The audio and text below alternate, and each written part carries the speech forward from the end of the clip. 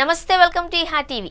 ఎరక్కపోయి వస్తే ఎలా ఇరుక్కుపోతారో అన్నీ తెలిసి అడ్డంగా దిగితే అలా ఊబిలో కూరుకుపోతారు అనే విషయం పాక్కు ఎన్నిసార్లు అనుభవంలోకి వచ్చినా మారడం లేదు.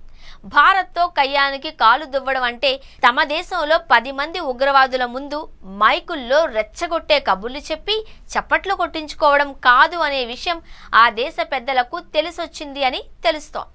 భారత్తో కయ్యానికి కాలు దువ్వింది పాకిస్తాన్.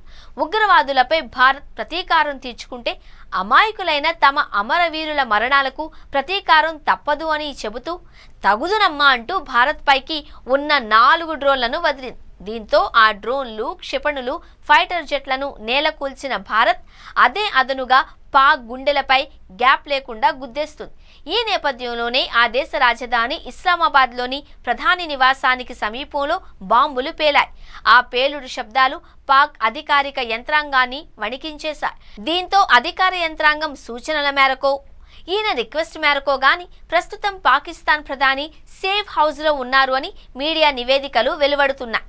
ఇదే సమయంలో గురువారం రాత్రి వెలుగులోకొచ్చిన ధృవీకరించిన మీడియా నివేదికల ప్రకారం పాకిస్తాన్ సైన్యంలోని అగ్రశ్రేణిలో అధికార పోరాటం జరుగుతుంది అని అంటున్నారు. ఇందులో chairman, joint chief of staff committee general Sahir Shamshad Mirza, chief of army staff general Asim Munir పాల్గొన్నట్లు తెలుస్తోంది.